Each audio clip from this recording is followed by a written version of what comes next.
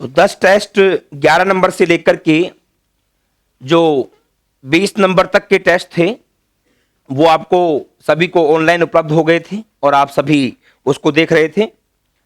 अब संज्ञा प्रकरण के अभी कुछ टेस्ट बकाया हैं, जैसे कि मैं बता रहा था। उसमें अभी वर्णमाला का उच्चारण स्थान वाले, यत्न वाले और बाकी जो सही संज्ञाएं वाले जो सूत्र हैं, टेस्ट हैं, वो बाकी हैं अभी। उनको भी हम कंटिन्यूस इसी मंथ में करेंगे पूरा, मतलब दिसंबर मंथ में हमारे दोनों शीर्षकों के टेस्ट इत्यादि सारे कंप्लीट हो जाएं, संज्ञा संधि के टेस्ट। इसके बाद जो आपने आपका नंबर ऐप नंबर दिया है उसको लेकर के आजकल में मैं एक बैच बना दूंगा ऐप के ऊपर, क्योंकि आप आगे जो कारक प्रकरण से इत्यादि से जो टेस्ट होंगे केवल आपके लिए और जो पेड स्टूडेंट हैं उनके लिए उपलब्ध रहेंगे। तो आपको मोबाइल ऐप कर आपको तो यथावत पहले की तरह दिख जाएंगे, जैसे ऐप के ऊपर होम पेज के ऊपर मिल रहे हैं उसी प्रकार से, और वो परमानेंट भी रहेंगे फिर आपके पास। ये पीछे वाले जो टेस्ट हुए हैं लगभग ये 17-18 टेस्ट हो जाएंगे, लगभग 20 के आसपास हो जाएंगे मान लीजिएगा। जैसे 11 टेस्ट संधि के हो गए और 7 टॉपिक टेस्ट और 1 फुल टेस्ट संज्ञा का, मतलब 8, ये लगभग 20 टेस्ट जो अब तक हो चुके होंगे दिसंबर तक, वो सारे के सारे आपको ये वाले भी मिल जाएंगे वहीं पर, ताकि उसको भी आप अनलिमिटेड बार दे सकें। उसमें हाथों हाथ वहां पर सॉल्यूशन भी दिखेगा, सारा चीज हो जाएगी। लेकिन एक बार जो टेस्ट कोई भी होगा, पहली बार जो टेस्ट होगा उसका समाधान वहां पर मैं अभी उपलब्ध नहीं करवा रहा हूं। उसका रीजन है ताकि आपस में कोई कंफ्यूजन, एक दूसरे को टीपने का जो कार्य वो ना हो पाए, इस वजह से वहां पर हाथों हाथ समाधान नहीं दे रहा। आगे यदि किसी कारणवश यदि अपने को लगेगा कि आज वीडियो समाधान नहीं हो पाएगा तो पक्का है उस दिन आपको समाधान भी हाथों हाथ ऐप के ऊपर मिल जाएगा, जिसमें आपको यह पता लग जाएगा कि कौन कौन सा गलत हुआ है, कौन कौन सा सही हुआ है। यदि किसी कारणवश वीडियो समाधान की व्यवस्था उस दिन नहीं हो पाती है तो यदि रेगुलर चलता रहेगा, वीडियो समाधान रहेगा, तो फिर कोई दिक्कत है ही नहीं। ठीक है, तो ये टेस्ट की श्रृंखला रहेगी। और ये मान लीजिएगा लगभग 1 तारीख से हमारा जो कारक के टेस्ट प्रारंभ हो जाएंगे, क्योंकि 29, 30, 31 को 3 दिन एक बार बेसिक तैयार होगा कारक और अनुवाद का। 3 दिन बेसिक तैयार होने के बाद फिर कारक का एक टॉपिक जैसे कवर होगा, जैसे प्रथमा विभक्ति होगा तो प्रथमा विभक्ति का टेस्ट होगा, फिर द्वितीय विभक्ति कंप्लीट होगी, द्वितीय का टेस्ट होगा। विभक्ति वाइज चलेंगे, वहां पर एक एक कारक वाइज टेस्ट लेकर के चलेंगे। तो एक जैसे देखा जाए 7 विभक्तियों का 7 टेस्ट तो वही हो गए। फिर बाद में जो और छोटे शीर्षक हैं, विशेषण विशेष्य इत्यादि, उनका सेपरेट लेकर के वही लगभग 10-11 टेस्ट वहां पर भी कारक में भी कम से कम हो जाएंगे। अभी चलता रहेगा शेड्यूल वाइज। और आपका जो कारक का टेस्ट है, कारक का जो टॉपिक है सबसे महत्वपूर्ण इसलिए है क्योंकि उसमें अनुवाद की जो प्रक्रिया है, वो अनुवाद की प्रक्रिया आपको रोज देखनी है, रोज अभ्यास करना है, डेली अभ्यास करना है। उसमें मैं आपको जो रोजाना टेस्ट होगा, टेस्ट के अंदर नए नए अभ्यास दूंगा, हर प्रकार से कैसे कैसे अनुवाद किया जा सकता है।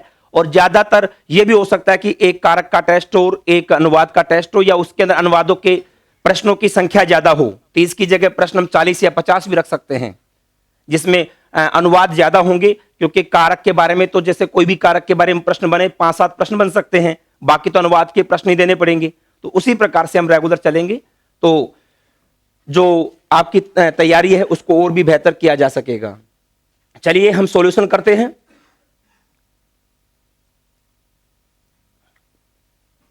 संधि का टेस्ट आप सभी ने दिया, और जो ऑनलाइन विद्यार्थी है उन्होंने ऑनलाइन ऐप के ऊपर उपलब्ध हुआ है, और जो ऑफलाइन विद्यार्थी हैं आपने दिया ही है। आपको ओमार सीट भी चेक करनी है साथ में, और फाइनल स्कोर भी। ओमार सीट इसलिए दी जा रही है आपको ताकि आपको अभ्यास हो सके। जो दिक्कत परीक्षा में होती है हमें, कैसे हम टेस्ट इत्यादि का जब समाधान करते हैं या पेपर को देते हैं तो कई बार एक गोला बीच में छूट गया और उसकी वजह से पीछे का सीरियल बिगड़ गया।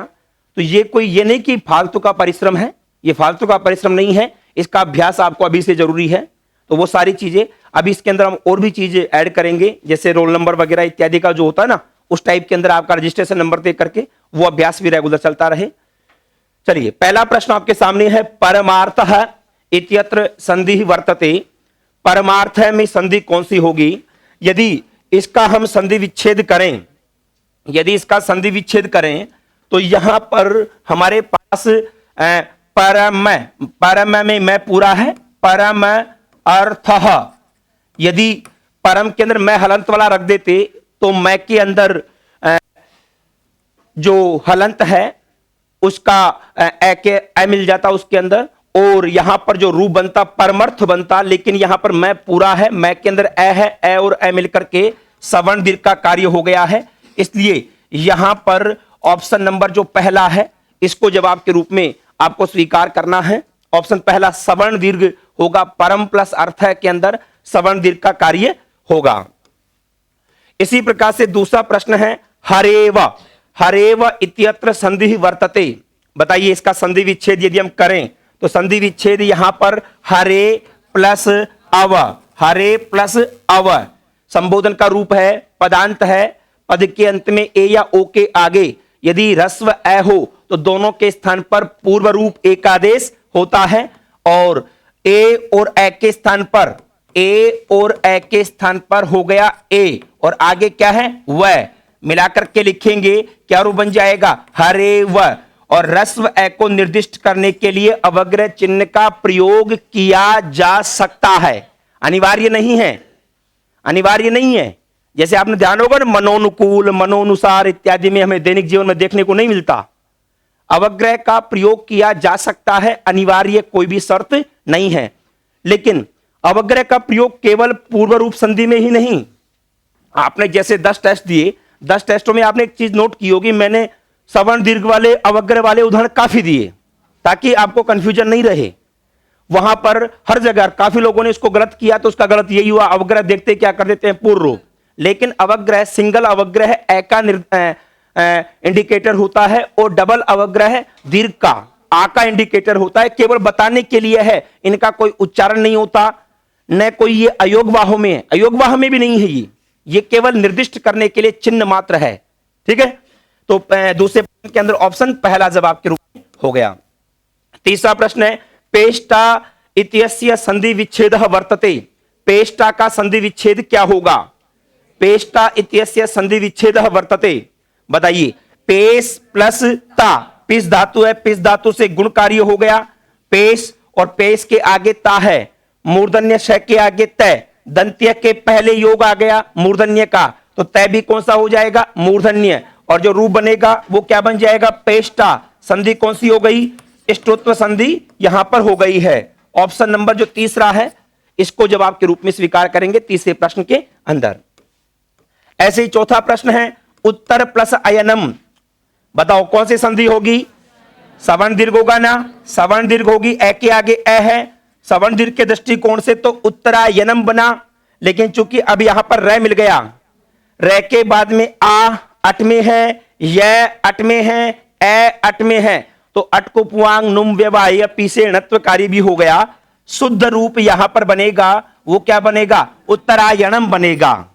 अब इसके साथ आपको णत्व की प्रक्रिया भी जरूरी है, नहीं तो दिक्कत हो जाती। उत्तर प्लस अयनम सवर्ण दीर्घ आते आते भी तो आप क्या करते? उत्तरायण करते, और उत्तरायण का संधि विच्छेद पूछते तो उत्तर प्लस अयन कर देते, गलती हो जाती। इसलिए ध्यान रखना अकेले अयन के अंदर तो न था, क्योंकि वहां पर रैसरी नहीं है, और साथ में यहां पर जब उत्तर के साथ अयन मिल गया तो रे का संयोजन हो गया, रे का संयोजन हो गया तो अटकुपवांग से णत्व कार्य हो जाएगा। चौथे प्रश्न के अंदर ऑप्शन जो बी है इसको जवाब के रूप में आपको स्वीकार करना है। इसी प्रकार से पांचवा प्रश्न रामायणम इत्यस्य विच्छेदः वर्तते। रामायणम का जो संधि विच्छेद है वो कौन सा है? राम प्लस अयनम, राम प्लस अयनम, रामा प्लस अयनम, रामा प्लस अयनम। अब वही बात आ गई, अब ये संधि विच्छेद उल्टा पूछ लिया, तो यहां पर यद्यपि दिख तो अयनम रहा है, लेकिन अकेले अयनम के अंदर रैसरी नहीं है तो णत्व नहीं हो पाएगा। पांचवें प्रश्न के अंदर ऑप्शन नंबर जो पहला है इसको जवाब के रूप में स्वीकार करना है, राम प्लस अयनम। पांचवें प्रश्न के अंदर ऑप्शन पहला। छठा प्रश्न है तटीका अस्य संधि विच्छेदः। तो मैंने आपको बताया था ओरिजिनल रूप में ही करना है। यहां पर ओरिजिनल क्या है? तद, और आगे क्या होगा? टीका, तद प्लस टीका। पहले चर्त्व होगा तत् टीका, फिर ष्टुत्व होगा तटीका, प्रोसेस वही चलेगी। छठे प्रश्न में ऑप्शन पहला। सातवां प्रश्न है प्रेजते। प्रेजते इत्यत्र संधि वर्तते। प्रेजते में क्या है? प्रे प्लस एजते, बताओ कौन सी संधि होगी? पररूप संधि, और सूत्र कौन सा आएगा? एंगी पर रूपम अवर्णांत उपसर्ग के आगे ए ओ से शुरू होने वाला कोई भी धातु का रूप हो तो वहां पे पररूप कार्य होता है एंगी पररूपम के माध्यम से।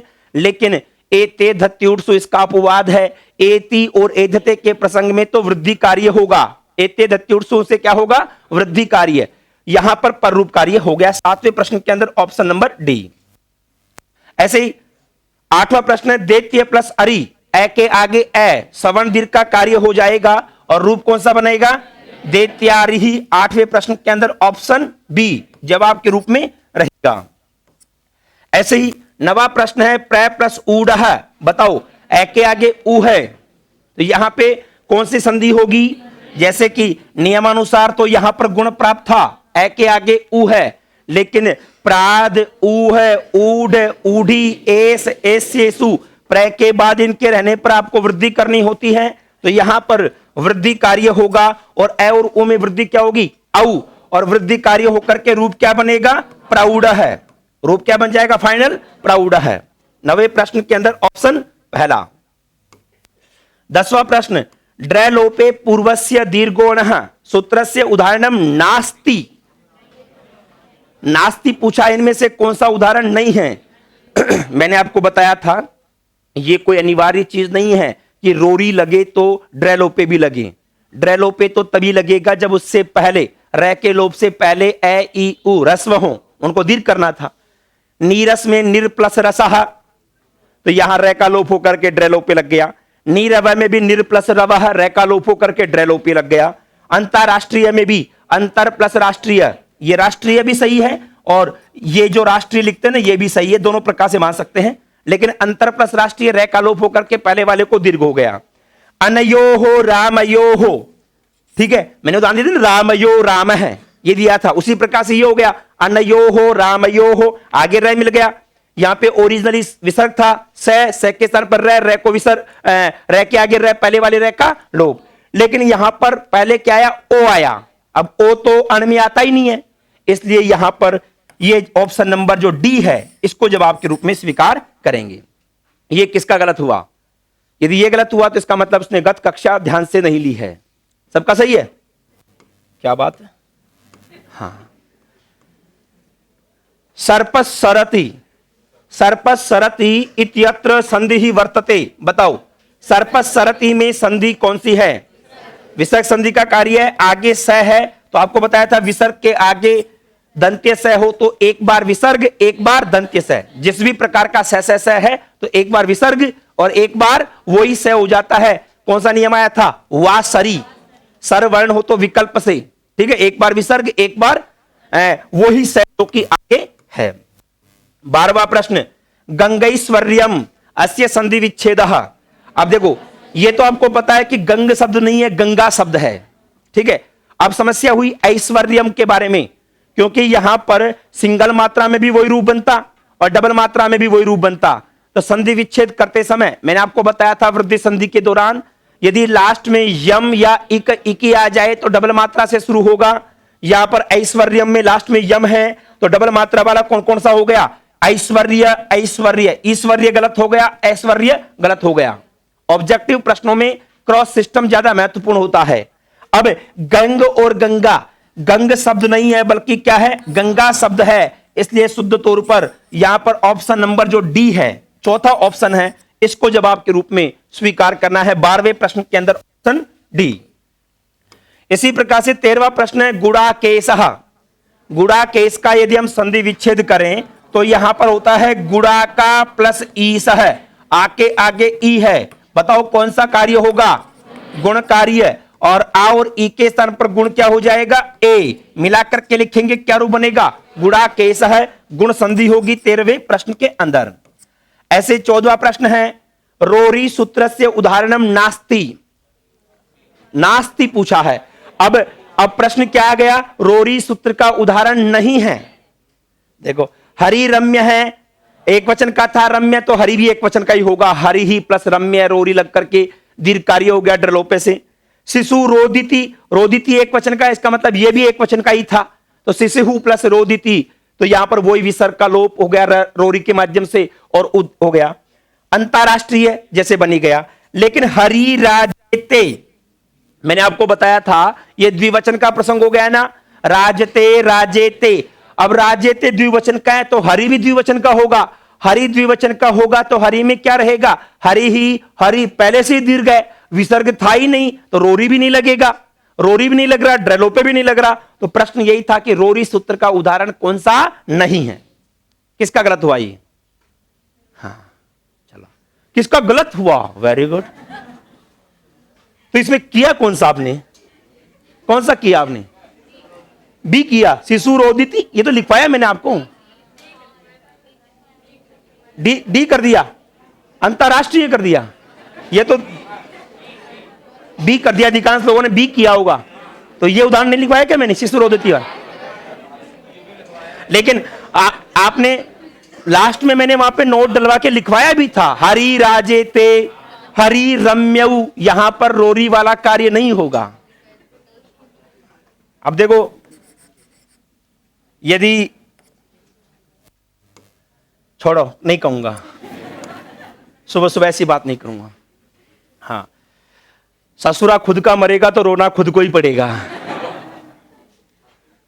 बात वही है। ठीक है, स्वसुर, स्वसुर शब्द है ना, संस्कृत में शब्द है स्वसुर। स्वसुर, सुर का मतलब समझते हो? ध्वनि, आवाज। और स्व संस्कृत में स्वन शब्द होता है मूल रूप से, स्वन शब्द का मतलब होता है कुत्ता, कुत्ते का सुर स्वसुर। और ऐसे स्वश्रु, ऐसे स्व कुत्ता, कुत्ते को जो सुनती हो उसको कहा जाता है स्वश्रु। ये केवल परिभाषा यहीं तक रखना। चलो आगे आओ, नहीं तो ऐसे कहेंगे कि इसलिए भेजा था क्या हमने। हाँ, ये मजाक की परिभाषा, ऐसी परिभाषा नहीं है। चलो आओ, उपेंद्र है, उपेंद्र है, अस्य संधि विच्छेद वर्तते। उप प्लस इंद्र है, इंद्र के अंदर ई छोटा है कि बड़ा? छोटा है। ऑप्शन नंबर पहला, 15वें प्रश्न के अंदर ऑप्शन पहला जवाब के रूप में यहां पर रहेगा। 16वां प्रश्न है, हसी चय, हसी चय सूत्र से उदाहरणम नास्ति, हसी चय सूत्र से उदाहरणम नास्ति। मनोरथ में है, मनोवेग में है, तमोगुण के अंदर है, मनोकामना गलत है, बल्कि क्या बनेगा यहां पर? एक बार विसर्ग, एक बार अर्ध विसर्ग, मन कामना, क्योंकि आगे क्या पहला वर्ण है। हसी चय में क्या चाहिए? 3 4 5 हयवरल है। ठीक है। 17वां प्रश्न, सवर्ण दीर्घ विधायकम सूत्रम वर्तते, सवर्ण दीर्घ करने वाला,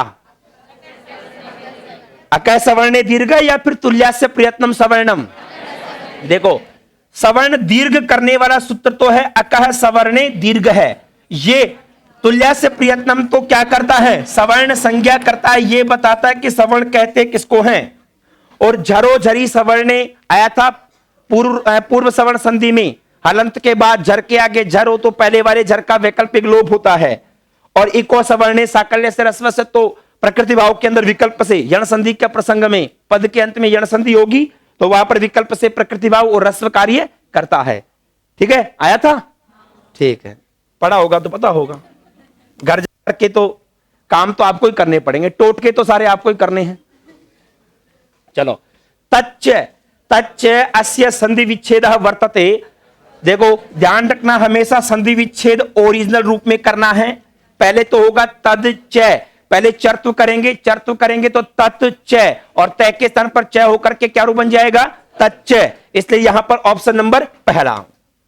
इसी प्रकार से स्वैरः, स्वैरः का संधि विच्छेद क्या होगा? स्व प्लस ईरः।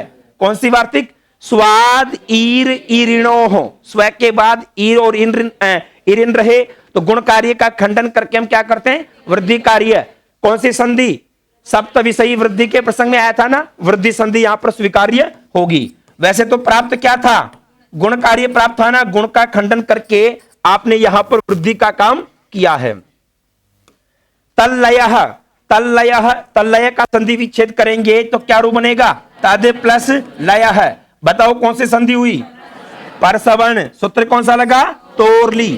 तवर्ग के आगे लय के होने पर आपको क्या करना है? लय करना है, बस अनुनासिक, न के स्थान पर लय कैसा होगा? अनुनासिक ही होगा। इसलिए 20वें प्रश्न के अंदर ऑप्शन नंबर तीसरा जवाब के रूप में रहेगा। ऐसे 21वां प्रश्न है, तद प्लस शिवः अस्य संधि युक्तम पदम वर्तते। बताइए, तद प्लस शिवः, तच्छिवः, तत्शिवः, तदशिवः, तच्छिव और तत्शिवः दोनों होंगे ना। पहले चर्त्व होगा, रूप बन जाएगा तत्शिवः, फिर स्तुत्व होगा, रूप बनेगा तत्शिवः, फिर यहां पर सच्छोटी लगेगा। सच्छोटी कैसे होता है? विकल्प से होगा। विकल्प से होगा तो एक बात रूप क्या बनेगा? तच्छिवा, और एक क्या बन जाएगा? तत्शिवा। हाँ, 22वां प्रश्न, हरये इत्यत्र संधि ही वर्तते। हरये का संधि विच्छेद करें तो क्या आएगा? हरे प्लस ए के आगे ए, बताओ क्या होगा? अयादि। ए ओ आई औ के आगे तो कोई भी स्वर होना, वहां पे अयादि का कार्य होता है। बस यहां पर एक बात विशेष थी कि पद के अंत में ए ओ के आगे रस्व ए होगा तो पूर्व रूप संधि हो जाएगी। 22वें प्रश्न के अंदर विकल्प नंबर पहला।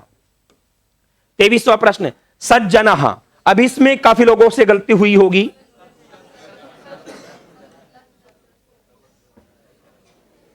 देखो, सज्जनः अस्य संधि विच्छेदः वर्तते, काफी लोगों ने सद प्लस जनः किया होगा और इसमें ओरिजिनल सत प्लस जनः है। ध्यान रखना, मैंने आपको सीधे तौर पर क्या कहा था कि ऐसा कोई प्रसंग व्यंजन संधि का हो चाहे स्वर संधि का हो, जब तक कोई स्पष्ट निर्देश नहीं मिले आपको हमेशा ओरिजिनल रूप में ही करना है। ओरिजिनल रूप सद नहीं है, सत है। तो संधि विच्छेद, ये सत वाला प्रसंग जितना भी है ना, वहां पे संधि विच्छेद आपको सत के रूप में ही करना है। सत प्लस जन है, पहले जस्व कर लो, सद जन है, फिर स्तुत्व कर लेंगे, क्या रूप बन जाएगा? सज्जन है। संधि कौन सी हो गई यहां पर? स्तुत्व संधि हो गई ना। इसलिए 23वें प्रश्न के अंदर ऑप्शन बी जवाब के रूप में रहेगा। 24वां प्रश्न है, वह जलम अस्य संधि विच्छेदः वर्तते। यहां पर भी ध्यान रखना, वहत प्लस जलम होगा। यह सत्री प्रत्यांत है। इक्तवतु प्रत्यांत, मतु प्रत्यांत, सत्री प्रत्यांत, ये ओरिजिनली तय अंत में होता है इनके, ठीक है, क्योंकि सत्री में अत बचता है, मतुप में मत बचता है, इक्तवतु में तवत बचता है, सब में तय अंत में है। तो ये सारे के सारे यहां पर आ जाएंगे। वहत प्लस जलम, वही जस्तु संधि हो जाएगी, वहद जलम, और फिर सुत्व होकर के क्या रूप बनेगा? वह जलम। ऑप्शन नंबर तीसरा जवाब के रूप में रहेगा। 24वां प्रश्न, श्रीसः इत्यस्य संधि विच्छेदः वर्तते। श्री प्लस ईसः, श्री में ई बड़ा, ईसह में भी ई बड़ा, क्या हो जाएगा? श्रीसः। संधि कौन सी? सवर्ण दीर्घ संधि होगी। ऑप्शन तीसरा। 25वें प्रश्न के अंदर ऑप्शन 3 नंबर जवाब के रूप में रहेगा। 26वां प्रश्न, मध्वरी इत्यत्र संधि वर्तते। मध्वरी में संधि कौन सी होगी? यदि आप देखेंगे तो इसमें संधि मधु प्लस अरि, मधु नामक राक्षस का शत्रु, कौन सी संधि हो जाएगी? यण संधि। 26वें प्रश्न के अंदर ऑप्शन नंबर सी, ऑप्शन तीसरा जवाब के रूप में यहां रहेगा। इसी प्रकार से 27वां प्रश्न, युयुत्सवः इत्यत्र संधि वर्तते। युयुत्सवः में संधि कौन सी होगी? चर्त्व, जस्त्व, पूर्व सवर्ण या पर सवर्ण? यदि हम इसको देखें तो युयुध मूल रूप से धातु कौन सी है? युद्ध। युयुध और आगे है सवः, युयुध सवः। चौथे के आगे क्या मिला? स। तो चौथे के स्थान पर पहला क्या रूप बन जाएगा? चर्त्व संधि हो जाएगी और रूप बनेगा युयुत्सवः। युयुत्सु, युयुत्सु का मतलब होता है युद्ध करने की इच्छा करने वाला, भानु की तरह रूप चलेंगे। युयुत्सवः, ठीक है। धर्म क्षेत्रे कुरुक्षेत्रे समवेता युयुत्सवः, युद्ध करने के इच्छुक, बहुवचन का रूप हो गया।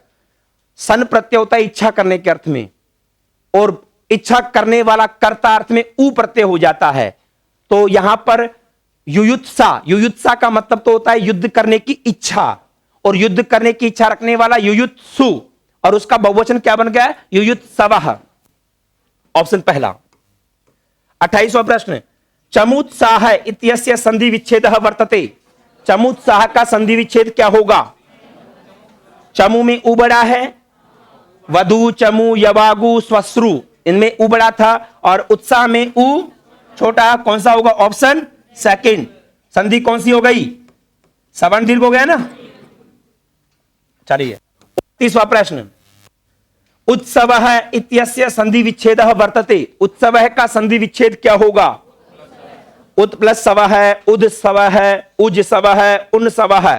ध्यान रखना, इसमें ओरिजिनल क्या है? उद है ना, तीसरे के आगे स मिला, तीसरे के स्थान पर पहला, संधि कौन सी? चर्त्व संधि। 29वें प्रश्न के अंदर ऑप्शन बी। इसी प्रकार से 30वां प्रश्न, चमवागमनम अस्य संधि विच्छेदः वर्तते। चमवागमन का संधि विच्छेद क्या होगा? चमु प्लस आगमनम, चमु में उ बड़ा है, यण संधि का कार्य होगा और रूप क्या बनेगा? चमवागमनम। चमु प्लस आगमनम, चमवागमनम। 30वें प्रश्न के अंदर ऑप्शन बी। ऐसे 31वां प्रश्न है, प्रकृति भावस्य उदाहरणम नास्ति। प्रकृति भाव का उदाहरण नहीं है। कौन सा? ए दे ते इमऊ द्विवचन का है। ईदू दे द्विवचनम प्रगृह्यम के आधार पर प्रगृह्य। हरि एतौ भी द्विवचन का है, प्रगृह्य। सेवेते एतौ भी द्विवचन का है, प्रगृह्य। लेकिन सेवते अयम ये एक वचन का है। यद्यपि अंत में ए तो है, लेकिन ए के आगे रस्व ए के होने पर पूर्व रूप, रस्व ए के होने पर पूर्व रूप होगा। एक वचन का है ये। प्रगृह्य संज्ञा तो द्विवचन में होती है, यहां पर पूर्व रूप संधि होनी चाहिए और पूर्व रूप संधि होकर के क्या रूप बनता? सेवतेयम। क्या रूप बनेगा? सेवतेयम। इसलिए यहां पर 31वें प्रश्न के अंदर ऑप्शन डी जवाब के रूप में रहेगा। सही है? हाँ, मेरा तो सही है। हाँ, अच संधौ नास्ति, बताओ।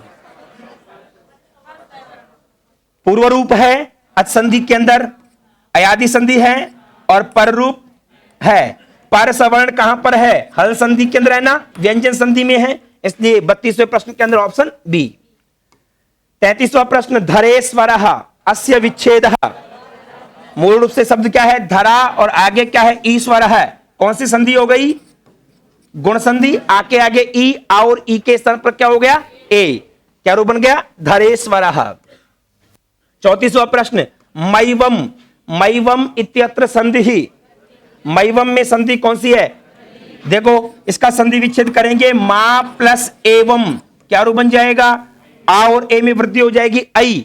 क्या रूप बन जाएगा? मैवम। एक चीज ध्यान रखना, यहां पे पर रूप कार्य एवे चा नियोगे के प्रसंग में केवल किम शब्द वाले प्रसंग के आगे होता है। यहां पर मां शब्द किम का नहीं है। यदि मां की जगह और फिर भी आगे भी एव नहीं है, एवं है, तो एव अलग है, एवं अलग है, दोनों अलग अलग है। एव का मतलब तो होता है ही, और एवं का मतलब होता है प्रकार। एवं का मतलब क्या होगा? प्रकार। हम लिखते हैं एवं, वो गलत लिखते हैं, और के अर्थ में लिख देते हैं एवं, अयादि संधि एवं वृद्धि संधि, वो एवं गलत है। एवं का मतलब होता है इसी तरह। एवं का शाब्दिक अर्थ क्या होता है? इसी तरह। या तो वहां पर और लिखो चाहे तथा लिखो, उनका मीनिंग होता है और वाला, तो एवं लिखना गलत है। शुद्ध तौर पर एवं का मतलब क्या होता है? इसी तरह। ठीक है। अब उसमें क्या था? पहले प्रयोग ऐसा किया गया, जैसे मान लो आपने कोई उदाहरण दिया कि ऐसे ऐसे प्रसंगों में गुण संधि होती है। आपने उदाहरण लिखा धरेश्वर है, और एवं एवं ऐसा लिख करके आगे उदाहरण दे दिया गुड़ाकेश है। तो एवं का मतलब क्या हो? इसी प्रकार से गुड़ाकेश बना। और लोगों ने इसका अर्थ क्या ले लिया? एवं का मतलब क्या है? और। भाई यहां पर ही गुण संधि होती है, जैसे ये धरेश्वर है, गुड़ाकेश है, और ले लिया अर्थ। और नहीं है, एवं का मतलब क्या हो गया? इस प्रकार, इसी तरह से। हम कहते हैं इसी तरह का अर्थ हो गया एवं। 34वें प्रश्न के अंदर ऑप्शन बी। 35वां प्रश्न, अक्ष प्लस उहिणी, इसमें क्या रूप बनेगा? अक्षोहिणी। संधि कौन सी होगी? वृद्धि। लेकिन ध्यान रखना, यहां पर ऋणत्व कार्य भी आपको करना होगा। ऋणत्व कार्य नहीं करते तो क्या रूप बनता? अक्षौहिणी बनता। उहिणी के अंदर तो रैसा री नहीं था, लेकिन अक्षौहिणी के अंदर क्षय के अंदर कै शय मिल गया ना, इस वजह से यहां पर ऋणत्व कार्य भी हो गया। 35वें प्रश्न के अंदर ऑप्शन पहला। इसी प्रकार से 36वें प्रश्न, लाधार है अस्य विग्रह। लाधार का संधि विच्छेद होगा? री प्लस आधार है, और संधि कौन सी होगी? यण संधि होगी। री के आगे असवर्ण स्वर है, तो री के स्तर पर लय हो जाएगा, लय में आ मिलाएंगे, क्या रूप बन जाएगा? लाधार है। 37वां प्रश्न, भिन्नम पदम, इनमें से भिन्न पद कौन सा है? मार्तंड है, कुलटा, सीमांत है, सारंग है। देखो, इन सब के अंदर तो सकंदवादीषु पररूपम वाच्यम के उदाहरण है। वहां पर सीमांत के बजाय क्या बनता था? सीमंत। यदि सीमंत होता जब तो क्या माना जाता? एक ही समूह के माने जाते, लेकिन सीमांत में तो कौन सी संधि मानेंगे? सवर्ण दीर्घ होगी ना। यद्यपि वहां पर बताया था मैंने सीमंतः केशवेशेषु, केशवेश अर्थ में तो क्या बनेगा? सीमंत, और बाकी प्रसंगों में क्या बनेगा? सीमांत। इसलिए 37वें प्रश्न के अंदर ऑप्शन तीसरा जवाब के रूप में रहेगा ऑप्शन सी। ठीक है। 38वां प्रश्न, बालिके अधियाते यह संधि स्यात्, यह आरएस में पूछा हुआ उदाहरण है। मेंस के अंदर पहले जब सब्जेक्ट हुआ करते थे तब पूछा हुआ है। बालिके अधियाते, बालिके अधियाते, बालिके आगच्छ, बालिके आगच्छ, और बालिके बालिके आगच्छतः, बालिके आगच्छतः। सारे प्रसंगों को देखो। एक तरह से तो बालिके अधियाते, पद के अंत में ए के आगे रस्व अ है। नियमानुसार तो पहले तो अयादि संधि प्राप्त हो रही थी, ए के आगे कोई भी स्वर हो।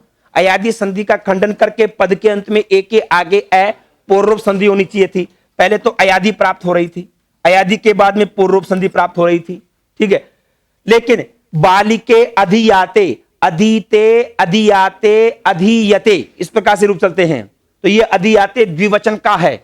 इसका मतलब ये बालिके भी कहां का है? द्विवचन का है। लता लते, बालिका बालिके, इसका मतलब क्या हुआ? ईदु दे द्विवचनम प्रगृह्यम। तो यहां पर प्रगृह्य संज्ञा होकर के क्या रूप बनेगा? प्रकृति भाव का कार्य होगा। इसलिए यहां पर जवाब तो कौन सा हो गया? Option D. किस किस का गलत हुआ? प्रश्न को सुन लिया करो, कहीं मैं कभी बोलूं कि किस किस का सही हुआ तो भी जब तक जोश में उड़ जाए। ये भी गलत हो गया।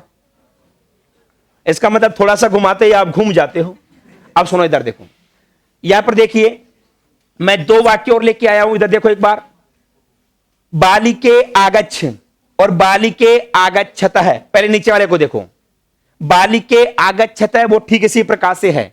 बालिका बालिके, आगच्छति आगच्छत है। दो बालिकाएं आती हैं तो इस उदाहरण के अंदर तो वही प्रगृह्य संज्ञा होकर के क्या हो जाएगा? प्रकृति भाव हो जाएगा। बालिके आगच्छत है। लेकिन ऊपर वाला उदाहरण देखो, बालिके आगच्छ। अब आगच्छ तो कहां का है? एक वचन का। ठीक है। अब आपको ध्यान होगा एकारांत एक वचन रूप बनता है। लता लते लताहा, लताम लते लताहा। ए वहां तो द्वितीया के और प्रथमा के द्विवचन में बन रहा था, लेकिन संबोधन के एक वचन में क्या बना? हे लते, हे लते, हे लताहा। वहां पर एक वचन में भी लते और द्विवचन में भी लते। क्योंकि आगच्छ एक वचन का है तो इसका अर्थ होगा हे बालिका तुम आओ, हे बालिका तुम आओ। अब है तो वही ए, लेकिन यहां पे प्रकृति भाव नहीं होगा। यहां पे यथा प्राप्त कौन सी संधि? अयादि संधि। फिर आप कहो कि ए के आगे आ है, क्या पूर्व रूप संभव था क्या? नहीं। तो यहां पर कौन सी हो जाएगी? अयादि। बालिके आगच्छ में अयादि संधि होगी। बालिके एक के स्थान पर अय, बालिकयागच्छ, और यह का वैकल्पिक लोप भी होगा। पद के अंत में अयादि संधि होने पर यह का वैकल्पिक लोप, तो क्या रूप बनेगा? बालिक आगच्छ और बालिकयागच्छ। क्लियर? वचन के आधार पर द्विवचन होगा तो ही प्रगृह्य संज्ञा होकर के प्रकृति भाव का कार्य होगा। पढ़ लो, काम देगा। हाँ, रामकृष्णा वमु इत्यत्र संधि। रामकृष्णा वमु में संधि कौन सी है? रामकृष्णौ प्लस अमु। कौन सी हो गई? अयादि। संधि कौन सी हो गई? अयादि। कई लोगों ने अमु के आधार पर प्रकृति भाव कर दिया होगा, प्रगृह्य प्रकृति भाव। अमु के आगे यदि कोई स्वर होता तो क्या हो जाता? प्रगृह्य प्रकृति भाव। जैसे वहां पर आया था ना, अमु प्लस आसाते। अब यहां पर क्या हो जाएगा? प्रकृति भाव हो जाएगा। अधसो मात से प्रगृह्य संज्ञा होकर के अमु आसाते। लेकिन रामकृष्णा वमु, इसमें तो अयादि संधि हुई है। औ के स्थान पर क्या हो गया? आव हो गया। इसमें पद के अंत में अयादि संधि है। एक वैकल्पिक रूप और बन सकता है वैकालोप होकर के। क्या रूप बनेगा? राम कृष्णाव और आगे अमु, वैकालोप हो जाएगा राम कृष्णा अमु। वो अयादि, पद के अंत में अयादि संधि होने पर लोप साकल्य से वैकल्पिक लोप वाला प्रसंग यहां पर हो सकता था। लेकिन यहां पे संधि कौन सी है? अयादि। ब्रह्मा प्लस ऋषि, इसका संधि युक्त रूप कौन सा बनेगा? ब्रह्मर्षि, ब्रह्मार्षि, ब्रह्म ऋषि, ब्रह्मर्षि, ब्रह्म ऋषि, दोनों। पहला बनेगा, तीसरा बनेगा या चौथा बनेगा? दोनों बनेंगे। क्यों? वहां पर आया था ना ऋत्या कहा, ब्रह्म प्लस ऋषि, इस तरह के संधि विच्छेद में गुण तो हो ही जाएगा, लेकिन ऋत्या का विकल्प से प्रकृति भाव भी करेगा। तो एक बार प्रकृति भाव होगा तो क्या बन जाएगा? ब्रह्म ऋषि ही, और प्रकृति भाव नहीं होगा तो गुणकारी होकर के ब्रह्म ऋषि। तो इसमें पहले वाले रूप में तो संधि कौन सी मानेंगे? गुण है, और दूसरे वाले रूप में इसमें प्रकृति भाव, ठीक है ना? तो ये आपको संधि के दृष्टिकोण से ध्यान रखना है। 41वां प्रश्न, भिन्नम उदाहरणम, इनमें से भिन्न उदाहरण कौन सा है? सज्जन है, लप्स्यते, युयुत्सव है, योत्से। देखो योध प्लस से वही चर्त्व संधि, युयुध प्लस सव है, अभी आया था चर्त्व संधि, और लभ प्लस स्यते वही चर्त्व संधि। लेकिन सज्जन में तो सत प्लस जन, पहले तो जस्व हुआ और फिर स्तुत्व संधि। इनमें भिन्न उदाहरण कौन सा हो गया? पहला, ऑप्शन नंबर पहला। 41वें प्रश्न के अंदर ऑप्शन पहला, मतलब 3 में तो चर्त्व संधि थी, इन तीनों में तो चर्त्व संधि, और एक बच गया जो जस्त्व या स्तुत्व का उदाहरण। 42वां प्रश्न, उद्धार इत्यत्र संधि ही, उद्धार में संधि कौन सी होगी? पूर्व सवर्ण, पर सवर्ण, पूर्व रूप, पर रूप। उद्धार इत्यत्र संधि ही वर्तते, पूर्व सवर्ण कौन से सूत्र के द्वारा? जयो हो अन्यत्रस्याम, उद प्लस हार है, उद प्लस हार है, और वही जयो हो से वैकल्पिक हो जाएगा, तो दो रूप बनेंगे, उद्धार है और उद्हार है, दोनों प्रकार से बनेंगे। 43वां प्रश्न, भिन्नम उदाहरणम, इनमें से भिन्न उदाहरण कौन सा है? प्रहसन्निव, प्रहसन प्लस इव, सुगणनीस, सुगण प्लस ईसः, सन प्लस अच्युतः, सन्नच्युतः। ये तीनों उदाहरण तो किसके हैं? गमुड़ागम संधि के। लेकिन गमुड़ागम संधि केवल ह्रस्व स्वर के बाद होती है। शाण नौ में तो स्यात प्लस नौ, पहले तो अनुनासिक संधि हुई और फिर ष्टुत्व संधि हुई, तब जाकर के क्या रूप बना? शाण नौ। 43वें प्रश्न के अंदर ऑप्शन सी। ये किस किस का गलत हुआ? हाँ, चेक तो कर लेते हैं। ह्रस्व स्वर वाले प्रसंग में तो तीनों में गमुड़ागम होगा। क्रॉस सिस्टम लेकर के चलेंगे तो ऑब्जेक्टिव प्रश्नों के अंदर आपके स्कोर को आप बढ़ा सकते हो। आप यदि तुक्का लगा के चलेंगे तो पक्का गलती की संभावना रहेगी, लेकिन आप यदि क्रॉस करते, आप चेक कर लेते, यहां पर भी डबल न है, यहां पर भी डबल न है, यहां पर डबल न है और यहां पर भी डबल न है, लेकिन आपको डबल न वाला प्रसंग गमुड़ागम में है, तो वहां पे यदि आपको याद होता कि उससे पहले ह्रस्व स्वर चाहिए, तो यहां ई था, यहां पे ए था, यहां पर भी ए था, लेकिन यहां पर आ था। ऐसे छटनी कर सकते थे आप चाहते तो। क्रॉस सिस्टम लेकर के चलना चाहिए ऑब्जेक्टिव प्रश्नों को जब भी हल करें। मतलब ऑब्जेक्टिव में आपको पुलिस वालों की बुद्धि लगानी होगी।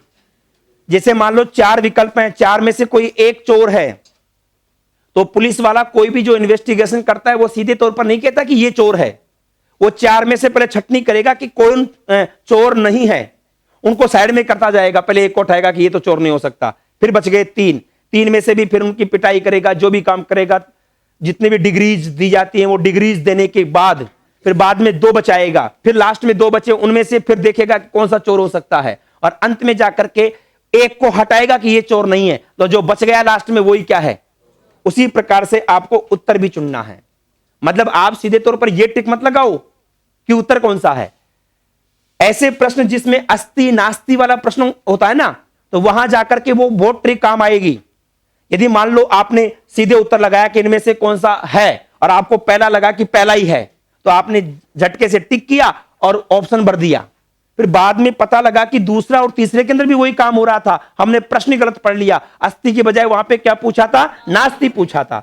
तो वो ऐबैस है, तीनों उसके उदाहरण थे, चौथा उदाहरण नहीं था। यदि आप क्रॉस करते हुए चलते ना तो पहला ठीक है, फिर आपने दूसरा देखा कि दूसरे में भी हो रहा है, तो कहीं मैंने प्रश्न गलत तो नहीं पढ़ लिया। तो वापस जब हम प्रश्न को पढ़ेंगे तो पता लग जाएगा, अरे ये तो अस्ति नहीं पूछ रहा था बल्कि क्या पूछ रहा था? नास्ति पूछ रहा था। तो क्रॉस सिस्टम लेकर के चलना चाहिए ऑब्जेक्टिव एग्जाम में। आपके पास जो समय होता है ना, वो सफिशिएंट समय होता है, काफी समय होता है, उस समय का सदुपयोग करना भी सीखें। अभी से आपको अभ्यास में लाना है। मतलब ये आपको कोई भी टेस्ट के लिए यदि 1 घंटे का या आधे घंटे का या पौन घंटे का टाइम मिले ना, तो पेपर रंग जाना चाहिए ये भी, और जो आप एग्जाम देते हो ना उसमें भी, वहां पर भी क्रॉस करते हुए ये नहीं होगा, ये होगा, ये नहीं होगा, इस तरह से करते हुए आपको पेपर पूरी तरह से वर्किंग पूरी होनी चाहिए, तभी जाकर के आपका फाइनल इस बात का 150 प्रश्नों में कम से कम मैं ये कहता हूं कि अच्छे विद्यार्थी भी होंगे ना 5 से 7 प्रश्न, और यदि नॉर्मल विद्यार्थी हैं तो कम से कम 15 प्रश्नों का डिफरेंस कर सकते हैं। फिर वो घर आके कहते हैं मेरे को तो आते आते गलत हो गया, जल्दबाजी में गलत हो गया। उस बीमारी का इलाज यही है कि आप क्रॉस सिस्टम लेकर के चलें। 44वां प्रश्न, मनोरथः इत्यत्र संधि, मनोरथ में संधि कौन सी है? अब देखो यहां पर स्वादि भी विकल्प में है, विसर्ग भी है, रेफलोप भी है, विसर्गलोप भी है।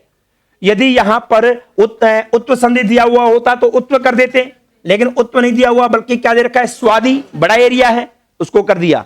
लेकिन यदि यहां पर स्वादि भी नहीं होता तो हम क्या कर देते? विसर्ग संधि। जैसे आपने ऐप के ऊपर दिया होगा, उसमें हमने काफी प्रश्न दिए हैं ऐसे जिसमें स्वादि विकल्प ने दिया, विसर्ग दिया है, तो विसर्ग का ही भेद स्वादि, स्वादि का ही भेद उत्व। जैसे मान लो कि मैं कहूं कि मैं जयपुर का रहने वाला हूं और मेरे बारे में प्रश्न आए कि यह व्यक्ति कहां का रहने वाला है। पहला ऑप्शन आया भारत, दूसरा ऑप्शन आया राजस्थान, तीसरा ऑप्शन आया जयपुर। तो आप कहोगे भारत में भी रहता है, राजस्थान में भी रहता है, जयपुर में भी, लेकिन उन तीनों में से बेहतर नजदीक वाला विकल्प कौन सा है? जयपुर। और उसमें भी चौथा ऑप्शन आता त्रिवेणी नगर, तो फिर वो चौथा जवाब देते हैं। ठीक उसी प्रकार से स्वादि भी होता और साथ में उत्व भी होता तो हम किसको करते? उत्व को करते, क्योंकि वो ज्यादा नजदीक वाला जवाब होगा। ठीक है ना। 44वें प्रश्न के अंदर ऑप्शन नंबर पहला। ऐसे 45वां प्रश्न, भिन्नम उदाहरणम, इनसे भिन्न उदाहरण कौन सा है? बताओ। नीरस होगा कि रामो जयति होगा? पहला किस किसने किया? पहला किस किसने किया? उन्होंने किया कि 3 तो जोड़ रखे हैं, एक ही को तोड़ रखा है। यह लॉजिक लगाया होगा, यह रीजनिंग वाला प्रश्न नहीं था।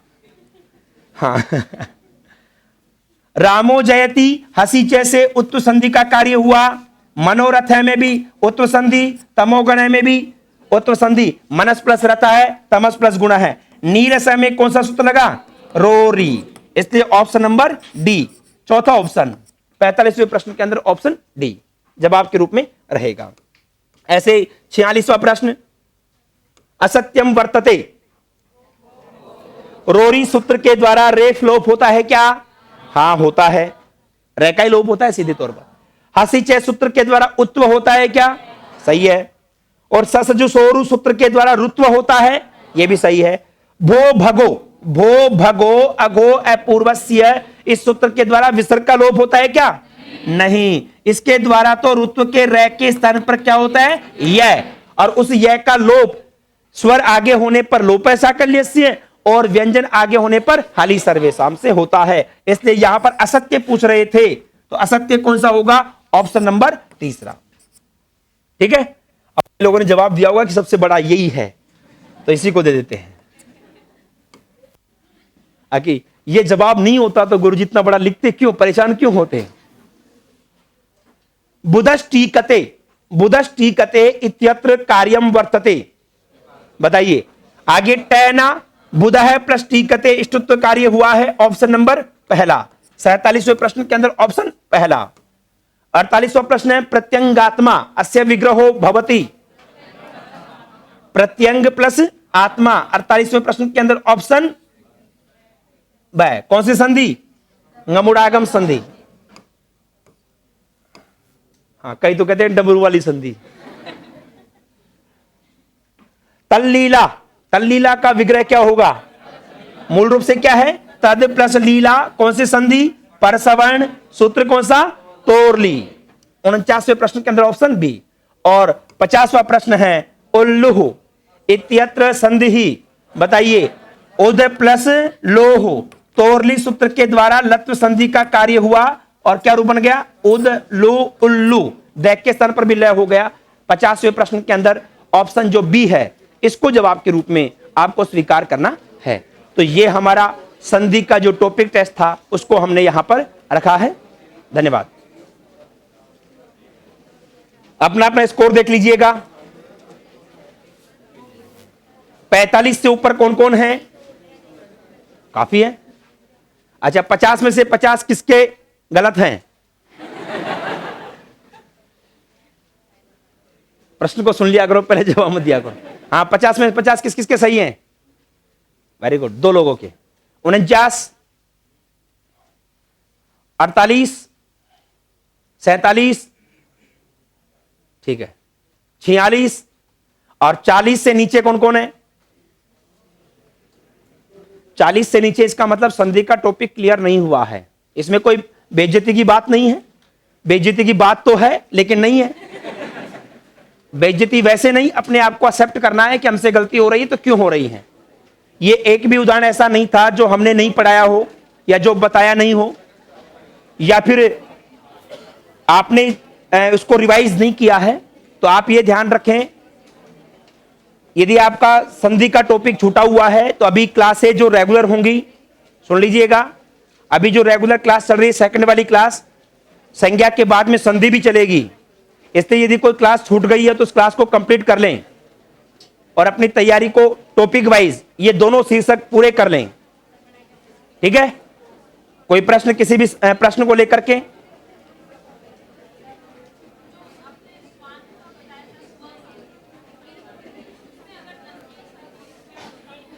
दंत्य स हो तो स्व का मतलब खुद, स्वयं अर्थ है। स्वान के अंदर दंत्य स हो तो फिर कोई शब्द बनता नहीं है। स्वान वह स्वर्ण शब्द से बना है, स्वर्ण शब्द से बना है। प्रथमा के एक वचन में होता है स्वा। देखिए, मूल शब्द है स्वर्ण। जैसे राजन से बनता है राजा, वैसे स्वर्ण से बनता है स्वा। स्वा, स्वानव, स्वान है। स्वान है जो रूप बनता है वो बहुवचन का है। हिंदी के अंदर इस रूप को ले लिया गया। कई बार बोल देते हैं स्वान के रूप में, कुत्ते के लिए शब्द क्या आ जाता है? स्वान। वो गलत है। मूल रूप से स्वर्ण शब्द से एक वचन में तो बनता है स्वा, स्वा बनता है। और जो आप बता रहे एक है स्व। स्व का मतलब खुद का। स्व का मतलब क्या हो गया? खुद का, स्वयं का। ठीक है, और यहां एक स्व का मतलब क्या हो गया? वो कुत्ते के अर्थ में पहुंच गया, स्वा, स्वा वाला प्रसंग हो गया। तो ये उच्चारण का कितना फर्क है, उच्चारण के आधार पर कितना फर्क हो जाता है। ठीक है, वो आया था ना सकृत, सकृत, सकलम, सकलम। वो उच्चारण के स्थान के आधार पर सकृत का अलग अर्थ, सकृत का अलग अर्थ, सकल का अलग अर्थ, शकल का। वैसे स्व और स्व। ठीक है, तो यहां पर दोनों में कितना अर्थ हो जाता है? स्व का मतलब अपना, स्वयं का। ठीक है, आप यदि ये कहो ना स्वजन और स्वजन, कितना फर्क है? ठीक है, ये मेरा स्वजन कार्य है, मतलब मेरे अपने लोगों का कार्य है, और ये मेरा स्वजन कार्य है, तो ये मेरे कुत्तों का कार्य है। ठीक है, तो किसी को यदि गाली भी निकालनी और सामने वाले को पता भी नहीं लगे तो ये मेरा स्वजन है। कोई परिचय करवाए कि ये कौन है आपके, कोई परिचित है क्या? परिचित है, रिश्तेदार, ठीक है, तो कह दो ये स्वजन है, अपने घर का ही आदमी है। नहीं तो ताला भी बोल दो ये स्वजन है, बड़ा कुत्ता आदमी है। तो केवल दंत्य और तालव्य के आधार पर कितना अर्थ में अनर्थ हो सकता है, अर्थ का परिवर्तन हो सकता है। तो ये कहा गया, उच्चारण में थोड़ा सा ध्यान रखें। किसका? श्वान। हो सकता है, वैसे मेरे को सब ध्यान नहीं होगा, हो सकता है, संभव हो, लेकिन मैं तो बता रहा हूं इसका जो अर्थ है ना, श्वा में जो मूल शब्द है कुत्ते अर्थ वाले के अंदर ये श्वा है। ठीक है, और कोई? गो शब्द के अंदर गवाक्ष में, हां, उसमें क्या सूत्र कौन सा लगेगा? मैंने आपको बताया था अक्ष, अदनी, अनृत। देखो, व्याकरण में एक काम होता है निपातन। सुनो, निपात अलग होता है, निपातन अलग होता है। निपात का मतलब तो अव्यय, और एक होता है निपातन। बिना किसी सूत्र के माध्यम से कुछ कार्य होते हैं, उनको काम कहा गया है निपातन, मतलब उनका प्रयोग देखा गया।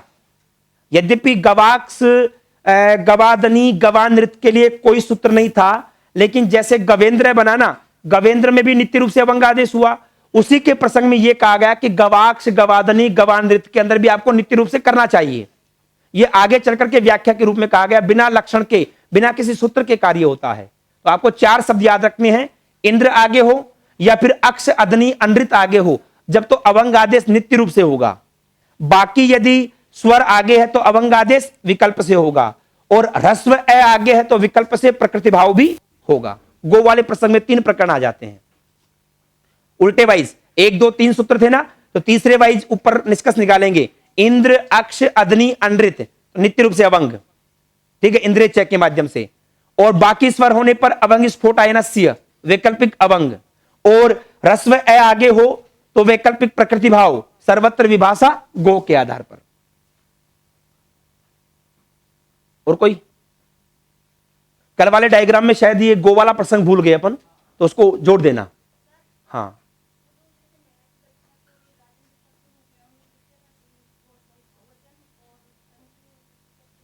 सेम बनता है नहीं, उसमें प्रश्न आएगा तो ये पूछेगा, जैसे मान लो इनका प्रश्न ये है कि राज्य है, द्वितीया के बहुवचन में भी बनता है और पंचमी षष्ठी का एक वचन बनता है, और अधिकांश हलंत शब्दों के अंदर ये दिक्कत आएगी।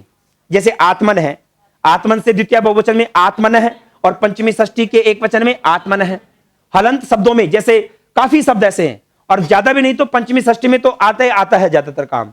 तो वहां पर अर्थ के अनुसार जब भी कोई मान लो जैसे राज्य पूछे, राज्य में कौन सी विभक्ति है, तो पक्का है उन तीनों में से या तो कोई एक देगा या फिर तीनों दे देगा, तो चौथा विकल्प यह रहेगा कि उपयुक्त सभी, ये तो सही रहेगा। लेकिन इसमें यदि वाक्य प्रयोग करके दे, जैसे मान लो ये दे दिए, राज्य है, पुरुष है, राजा का आदमी, राजा का आदमी, काके की का अर्थ कहां आता है, संबोधन में, संबंध में, संबंध के प्रसंग में कौन सी होती है, षष्ठी विभक्ति। अब ऐसे वाक्य प्रयोग में उसमें क्या मानेंगे, षष्ठी विभक्ति। जैसा वाक्य प्रयोग होगा, अब जैसे मान लो राजा से पढ़ता है, राज्ञः अधीते, या राज्ञः पठति, वह राजा से पढ़ता है, सह राज्ञः पठति। अब पढ़ने के प्रसंग में जो पढ़ाने वाला होता है वो अपादान कहलाता है। आपको सामान्य ज्ञान यदि हो तो आख्यातोपयोगी हम पढ़ेंगे कारक में। नियम पूर्वक विद्या स्वीकार के प्रसंग में जिससे विद्या ग्रहण की जाती है वो क्या होता है, अपादान होता है। अपादान में कौन सी होती है, पंचमी। अब ये सेंटेंस देकर के पूछे कि इसमें कौन सी विभक्ति है, तो फिर आपको पंचमी बताना होगा। द्वितीय विभक्ति में भी राज्य बनता है, जैसे मान लो सह पाठयति, वह पढ़ाता है, वह पढ़ाता है। किनको पढ़ाता है, राजाओं को। पढ़ाने की क्रिया में किसको चाहा, राजाओं को। ये कर्म हो गया, कर्तुरीप्सितमम कर्म से। अब ये वह राजाओं को पढ़ाता है, अब इस सेंटेंस के अंदर इसमें कौन सी हो गई, द्वितीया। तो विवक्षा के अनुसार, ऐसे प्रसंगों में विवक्षा के अनुसार आप डिसाइड करेंगे। और सीधा पूछा तो फिर वो तीनों जगह का रूप जहां पर भी बनता है वो सेम बनेगा। फिर ऐसे ही आत्मन शब्द का है, यदि द्वितीय का अर्थ आ रहा है तो द्वितीय विभक्ति, पंचमी का अर्थ आ रहा है तो पंचमी, षष्ठी का आ रहा है तो षष्ठी। सब जगह ये दिक्कत रहेगी। ऐसे सब जगह आपको रामयो, षष्ठी के द्विवचन में भी, सप्तमी के द्विवचन में भी, तो अर्थ के अनुसार चलेगा, वाक्य प्रयोग देगा तो। और सीधा पूछा तो फिर उनमें से कोई एक देगा या फिर उनको सबको मिलाकर के कोई रूप देगा। ठीक है,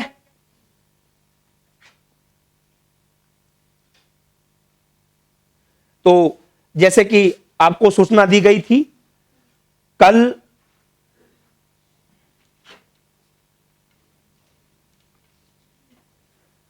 और परसों 2 दिन अपनी जो लाइव क्लास है ऑफलाइन बैच की और ऑनलाइन क्लास की, वो क्लासेज नहीं होंगी। आगामी जो क्लास है 29 दिसंबर को यथावत अपने समय पर कारक के शीर्षक से प्रारंभ होगी। इसलिए आपको एक तो शब्दरूप धातुरूप का जो नोट्स है वो आपने सभी ने रीड कर लिया होगा, उसकी क्लास जिनकी छुट्टी हुई वो ले लें एक बार। और हम कारक और अनुवाद की जो महत्वपूर्ण प्रक्रिया है उसको प्रारंभ करेंगे 29 तारीख से। मतलब 27 और 28 को कोई भी लाइव क्लास या ऑफलाइन बैच की क्लास नहीं होगी।